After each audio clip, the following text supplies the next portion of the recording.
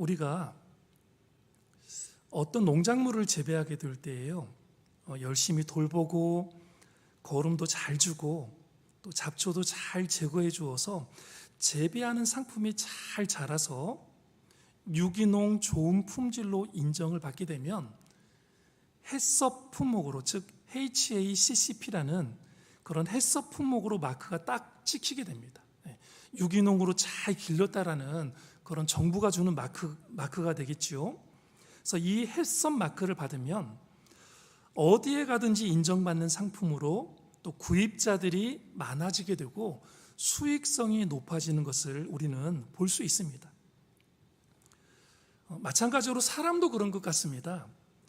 사람에게 인정받는 것과 하나님께 인정받는 사람이 된다는 것은 참 복된 일이고 영광스러운 일이 아닐 수 없습니다.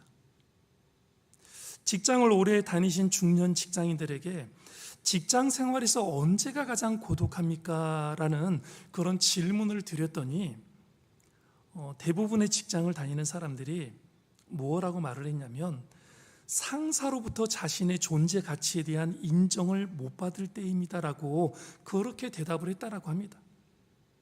어린이가 부모로부터 인정을 받는다거나 군인이 국가로부터 인정을 받는다면 그보다 더 큰 자랑이 없을 것이고요, 직장인이 상사로부터 인정을 받는다면 그보다 더 큰 보람이 없지 않을까 싶습니다.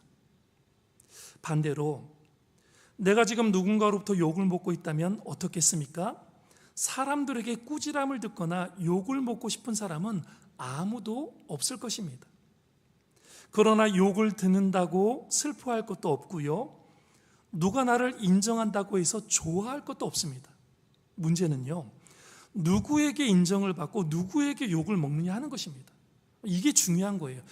욕을 먹느냐 욕을 먹지 않느냐 이런 게 중요한 것이 아니라 누가, 어떤 사람이 나에게 욕을 하고 칭찬을 하느냐, 이것이 중요하다는 것입니다. 한 학생이 있습니다.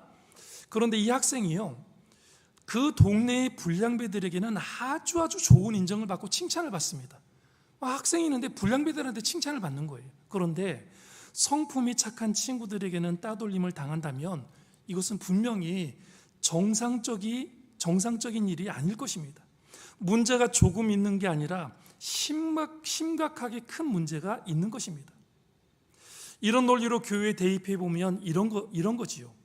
교회의 성도가 교회의 신실한 다른 성도들에게 인정을 받지 못하고 세상 풍류를 즐기며 향락과 쾌락을 추구하는 사람들, 늘 술판을 벌이고 자기 자랑에 취해서 사는 세상 사람들에게 인정을 받는다면 그런 인정을 받는다고 좋아할 일이냐는 것입니다.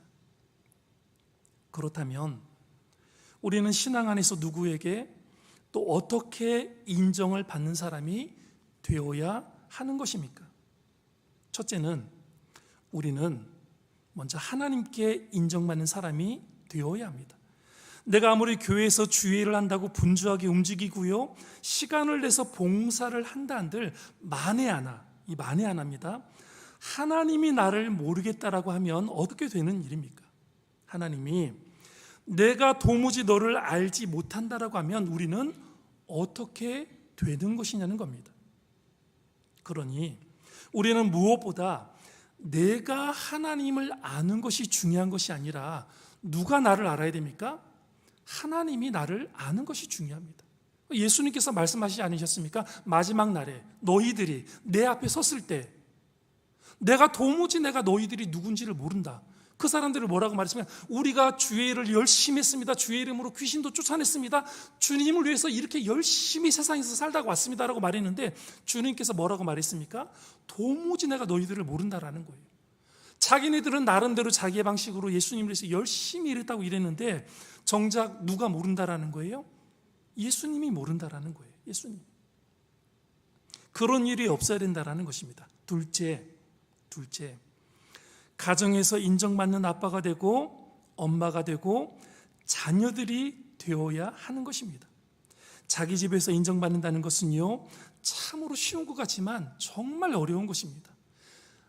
엄마 아빠가 자녀들에게 존경받고 인정받는다는 것 어려운 일입니다.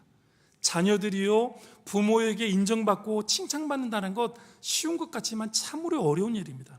하지만 분명한 것은요, 우리가 가정에서 서로가 인정받고 존경하고 사랑해주는 그런 관계가 가정에서 먼저 생겨나야 된다는 것입니다.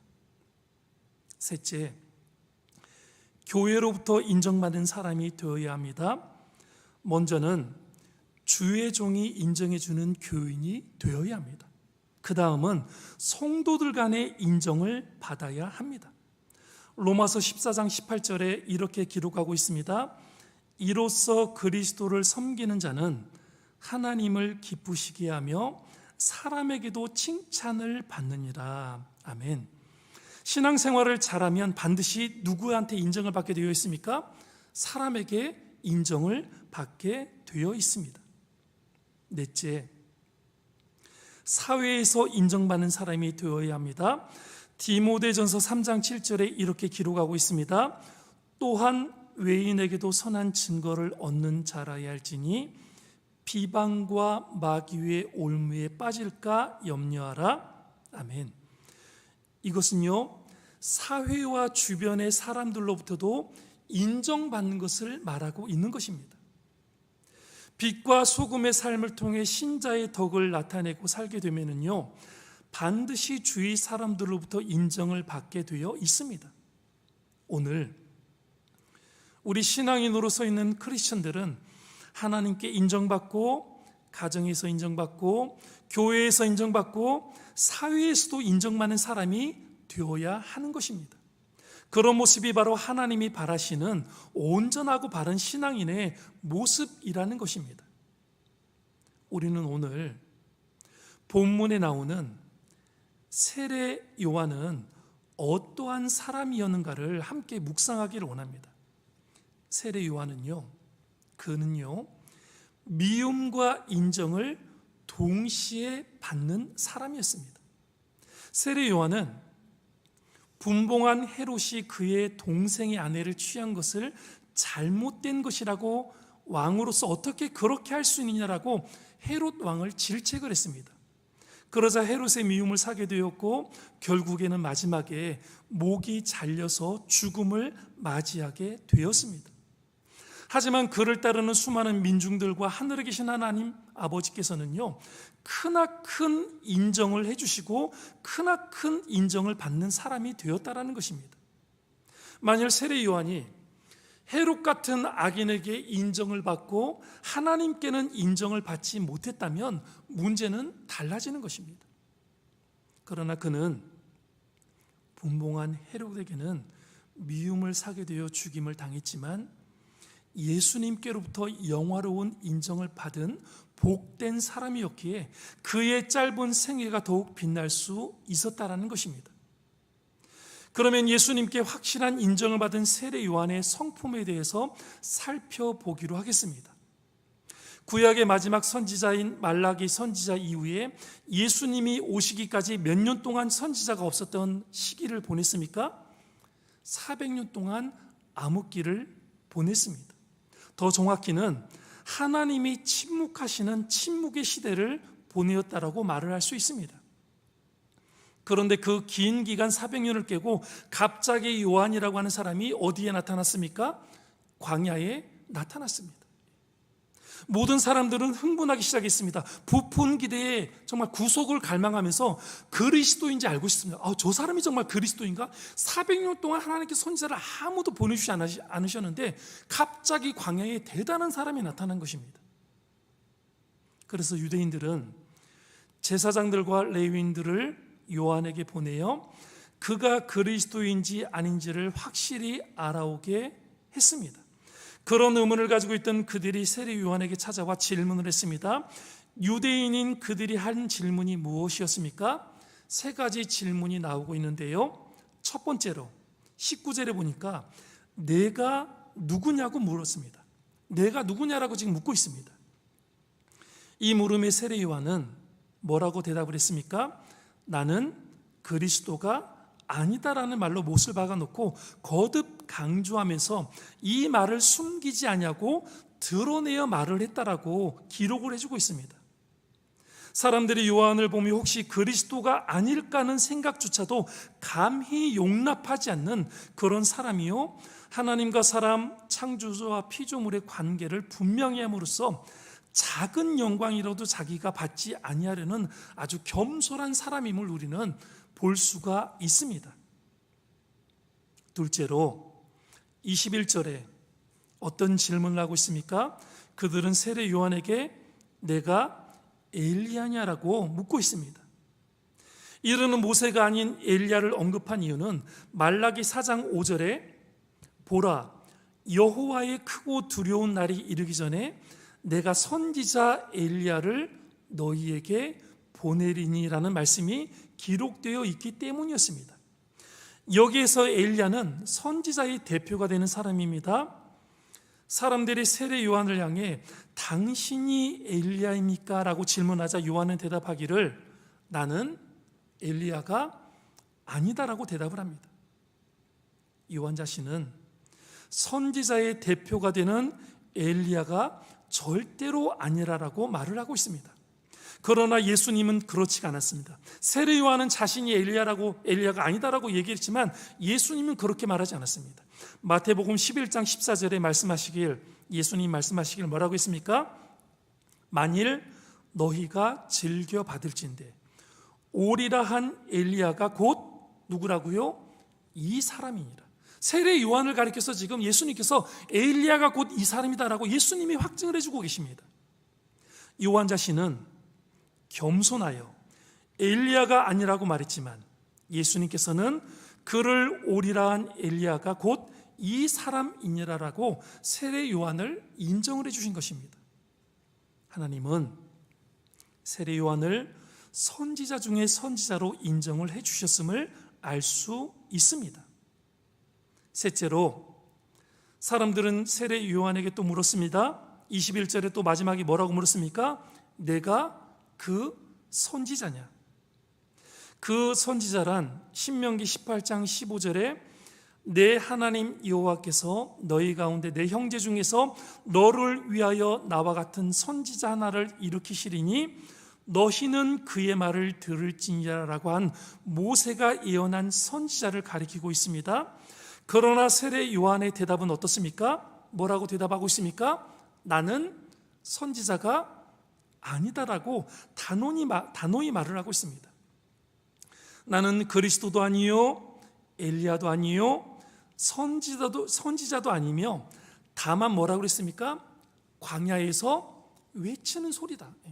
자신은 그냥 아무것도 아니고 광야에서 외치는 소리다라고 이렇게 자신을 소개하고 있습니다. 세례 요한은 결코 자신이 중요한 인물이 아니며 대신 소리에 불과하다는 그의 겸손은 하나님께 인정받고도 남음이 있는 신앙이 그에게 있었던 것으로 볼 수 있습니다. 그러나 예수님은요, 마태복음 11장 9절에서 이렇게 말씀해주고 있습니다. 그러면 너희가 어찌하여 나갔더냐? 선지자를 보기 위함이었더냐? 옳다. 내가 너희에게 이르노니 선지자보다 더 나은 자니라라고 요한을 인정해주고 계시는 것입니다. 요한의 임무는요, 외치는 것이었습니다. 주의 길을 예비하기 위하여 광야에서 외치며 복음을 전하는 것이 그의 사명이었습니다.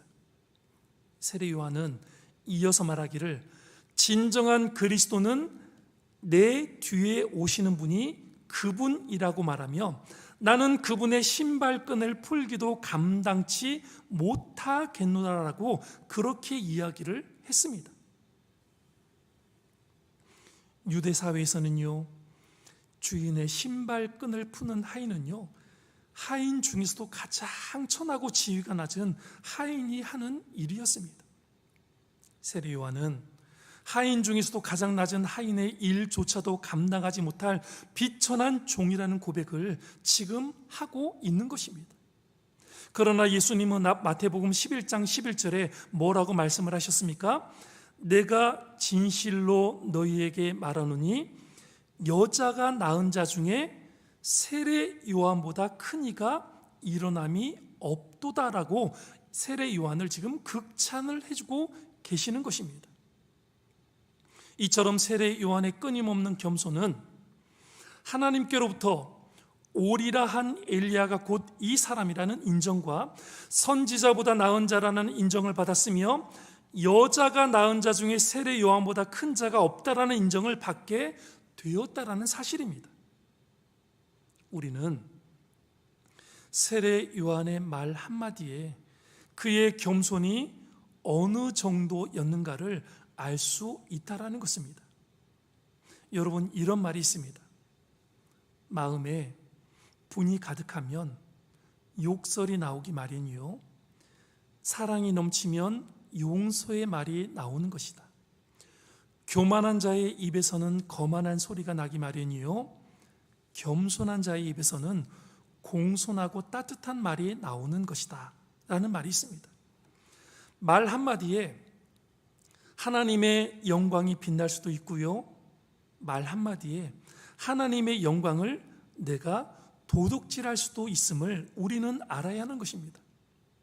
운동 경기가 끝나고 나면은요, 경기를 이긴 승자에게 기자들이 인터뷰를 요청을 하지요. 그래서 승자들의 말을 들어보면 별의별 말들이 다 있습니다. 큰 차이가 있는 것을 우리는 금방 알게 됩니다. 쉽게 나오는 말들이 이런 말들 아니겠습니까? 어떤 사람은 이 영광을 누구에게 돌립니까? 부모님에게 돌립니다 라고 말하는 사람이 있고요, 또 어떤 사람은 오늘 어저께 우리 아이가 첫 아이가 태어났는데 우리 첫 아이 태어난 아이에게 영광을 돌립니다라고 이렇게 말하는 사람들이 있고요, 또 다른 여러 주변의 사람들에게 영광을 돌리는 그런 사람들이 있습니다. 하지만 반면에 어떤 사람들은요, 모든 영광을 하나님께 돌린다라고 말하는 사람들이 있습니다. 말 한마디로 모든 영광이 부모나 아들이나 주변 사람들에게 돌아가는가 하면 말 한마디로 모든 영광이 하나님께로 돌아가는 대조적인 상황이 벌어지고 있습니다.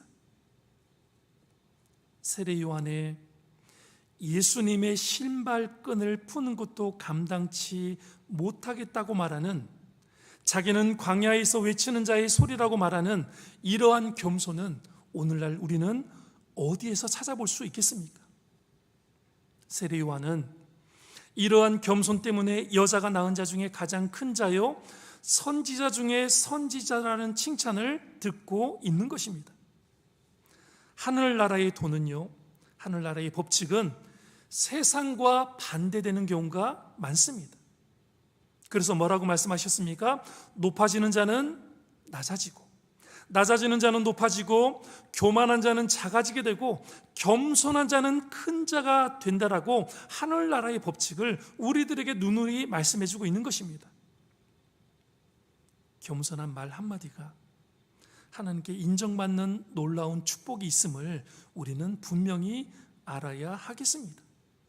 오늘 우리는 세례 요한의 겸손한 마음을 생각하며 말 한마디 한마디 속에 배어있는 그의 낮아지는 자세를 배우고 하나님께 인정받는 성도들이 되어야 될 줄로 믿습니다. 하나님의 종이 가져야 하는 가장 큰 특징은 바로 무엇입니까? 겸손입니다. 하나님의 종이 가져야 되는 가장 큰 특징이 무엇이라고요? 겸손입니다. 우리 자신들은 낮아지고 누가 높아져야 되겠습니까? 오직 주님만이 높임을 받으셔야함이 마땅하다는 것입니다. 그러면 어떻게 해야 주님을 높여드릴 수 있겠습니까? 무엇이 주님을 높여드리는 일입니까? 여러분, 어떻게 주님을 높일 수 있습니까? 예수님을 매일 업고 다니시겠습니까? 아니면 그분에게 아침 저녁으로 문안 인사를 하시겠습니까? 아니지요. 그런 게 아닙니다. 이제까지 신앙생활을 성공한 이들, 이제까지 앞서간 믿음의 선진들이 보여주신 예수님을 높이는 가장 좋은 방법은 무엇이냐면 예배를 소중히 여기는 것입니다. 예수님을 귀하게 여기는 분들은 제일 먼저 예배를 귀하게 여기게 된다는 사실입니다. 왜입니까? 예배는 주님께 나아가는, 주님을 만나는 시간이기 때문입니다. 믿으십니까?